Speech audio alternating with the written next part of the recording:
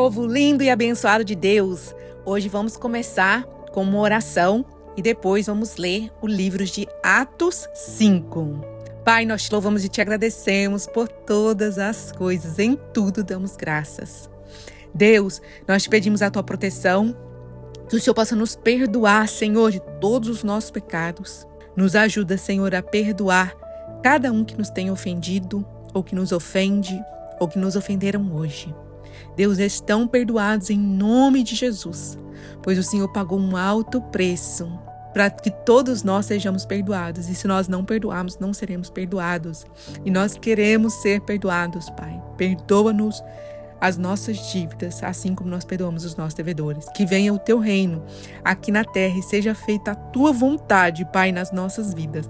Fala conosco através da tua palavra. Purifica-nos através da tua palavra, ilumina nossas vidas através da tua palavra, Deus, em nome de Jesus. Amém? Eu sou a Ana, eu sou Life Coach e terapeuta cristã. Sou fundadora da Flourishing at Equilibrium, onde nós temos 2 processos. O Felizmente, onde trabalhamos todas as áreas da sua vida, e o Livres em Jesus, que estamos aqui gravando os estudos bíblicos. Venha com a gente, Atos 5, na nova versão internacional, revista e atualizadas. Vamos ler? Então, em Atos 4, nós lemos que todos da igreja estavam vendendo terrenos e colocando aos pés dos discípulos para que pudesse ser repartido entre a igreja, entre o povo, né? Então, um homem chamado Ananias, com Safira, sua esposa, também vendeu uma propriedade. Com o conhecimento da mulher, ele reteve parte do dinheiro para si, mas levou o restante e o depositou aos pés dos apóstolos. Então Pedro perguntou: Ananias, como Satanás encheu seu coração para mentir ao Espírito Santo e guardar para você uma parte do dinheiro que recebeu pela propriedade? Ela não pertencia a você antes de ser vendida? E depois de vendida, o dinheiro não estava em seu poder? O que o levou a pensar em fazer tal coisa? Você não mentiu aos homens, mas a Deus. Ouvindo isso, Ananias caiu morto. Grande temor apoderou-se de todos os que ouviram o que tinha acontecido. Então, os moços vieram, envolveram seu corpo, levaram-no para fora e o sepultaram. Então, gente, o pecado de Ananias aqui não foi ter vendido e retido parte do dinheiro, mas sim o de ter mentido pelo Espírito Santo. Por isso que Paulo pergunta, né? Mas não era seu o dinheiro, não era seu o terreno. Para que você fez isso? Né? Então ele poderia ter vindo e falado, nós vendemos, mantivemos parte e estamos dando parte. Mas ele estava muito preocupado em fazer fachada, em se aparecer para o povo, em né? Em se encaixar na sociedade, no padrão que estava ali acontecendo. Ele não queria ser diferente. Então, nós precisamos tomar muito cuidado com isso.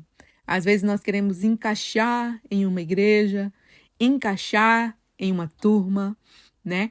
E, para isso, nós mentimos. Então, que isso não aconteça mais na vida da igreja, né? E, principalmente, quando se tratando da casa do Senhor. Porque o Senhor tem zelo para a sua própria casa. Então, vamos continuar, né? Cerca de 3 horas depois, entrou a esposa sem saber o que havia acontecido. Pedro lhe perguntou: diga-me, foi este o preço que vocês conseguiram pela propriedade? Viu?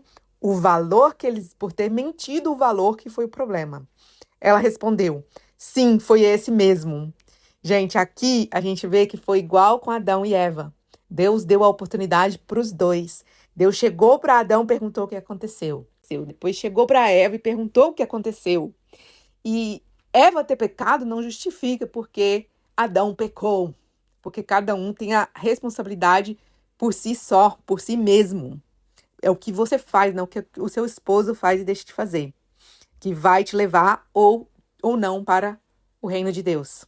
Tá? Então, aqui ela teve uma oportunidade de falar a verdade. E ela foi e mentiu também. Aí o que aconteceu? Ela respondeu: sim, foi esse mesmo. Pedro lhe disse: por que vocês entraram em acordo para tentar o Espírito do Senhor? Veja, estão à porta os pés dos que sepultaram seu marido, e eles a levarão também.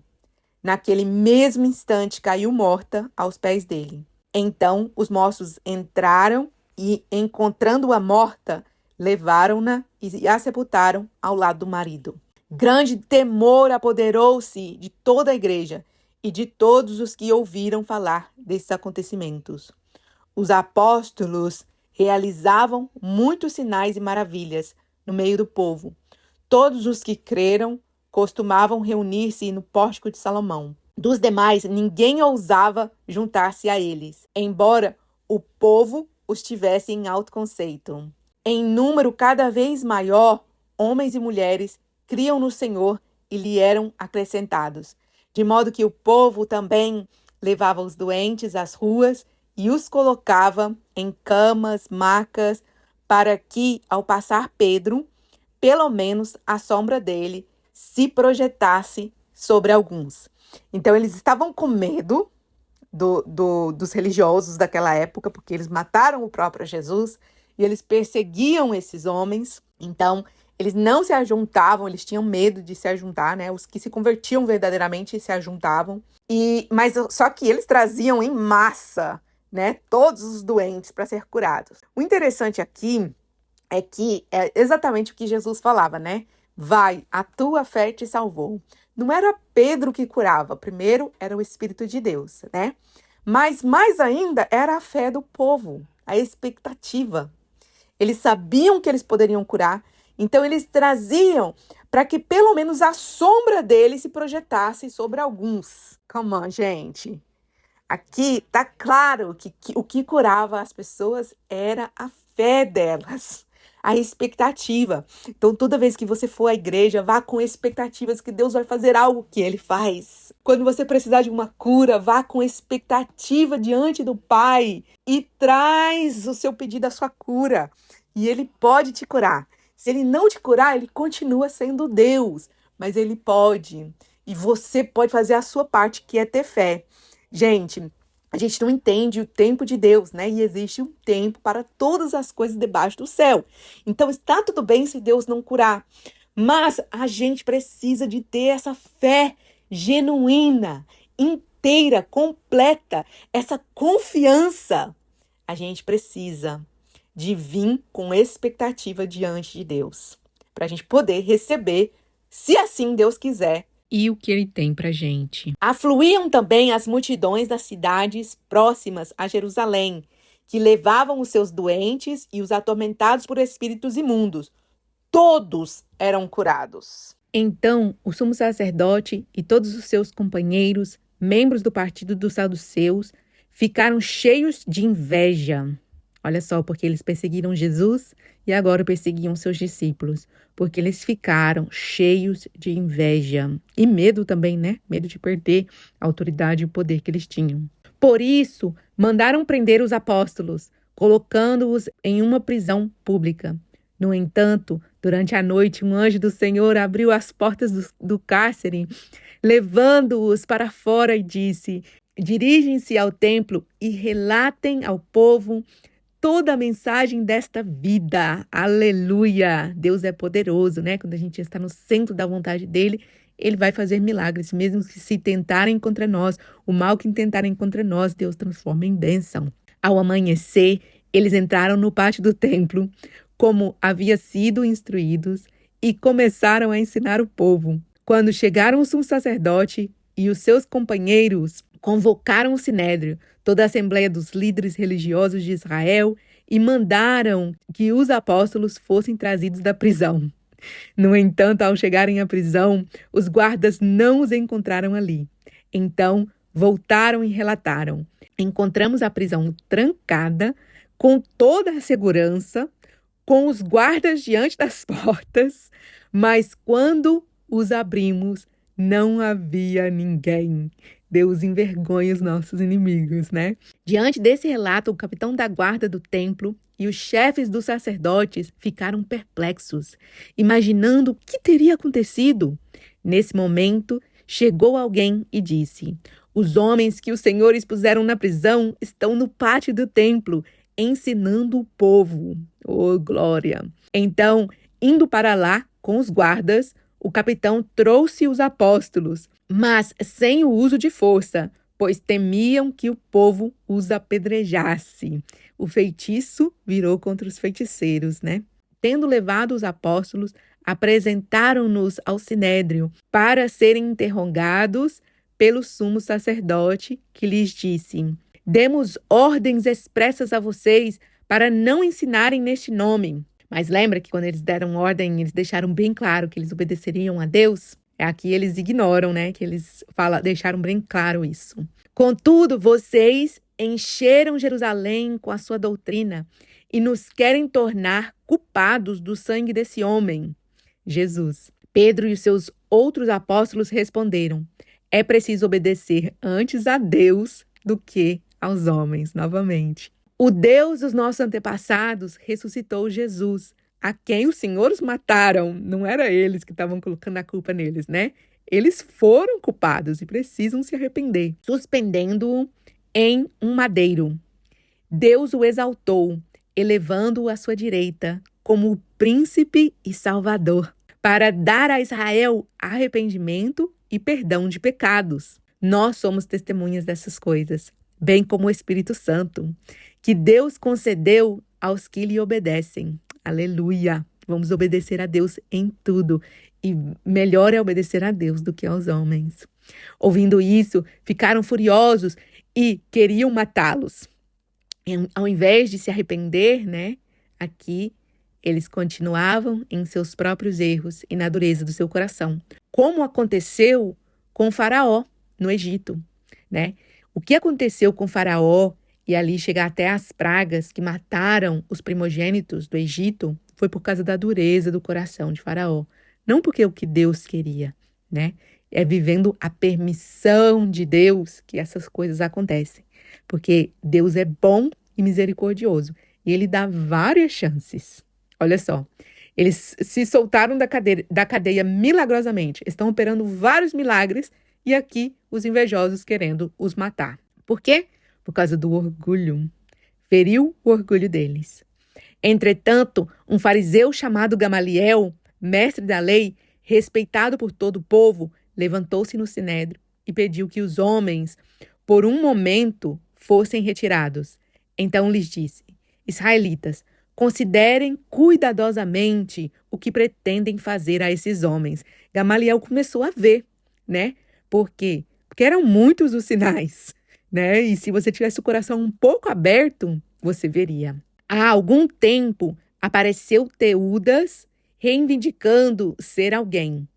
Há cerca de 400 homens se juntaram a ele. Ele foi morto e todos os seus seguidores se dispersaram e acabaram em nada.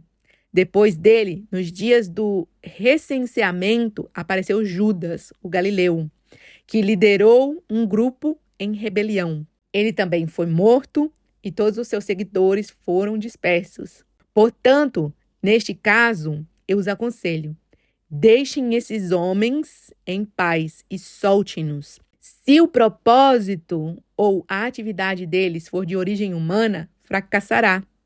Se proceder de Deus, vocês não serão capazes de impedi-los, pois se acharão lutando contra Deus. Gamaliel, apesar de estar com eles, tinha temor a Deus.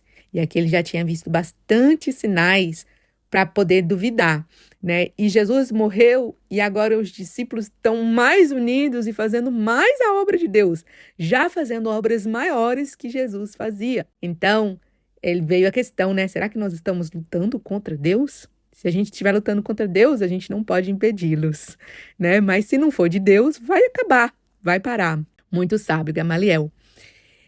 Eles foram convencidos pelo discurso de Gamaliel. Gamaliel tinha muita autoridade entre eles, já era um mestre entre eles e foi também aos pés de Gamaliel que Paulo cresceu e aprendeu sobre as Escrituras. Mas, por estarem ainda com inveja, né, e com o ego machucado, o que eles fizeram?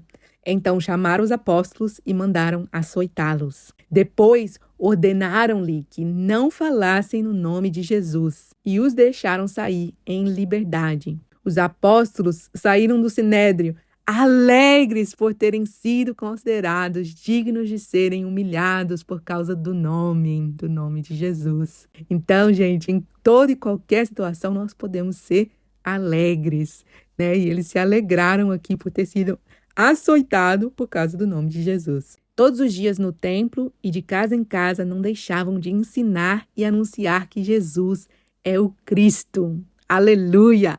E nunca acabou, né, gente? Até hoje esse movimento. Por quê? Porque é da parte de Deus.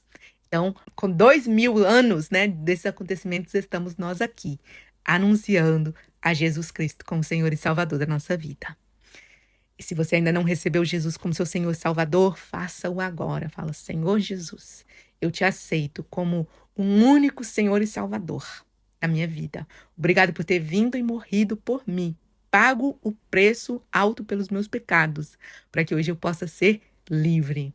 Me ajuda a viver livre no Senhor, livres em Jesus.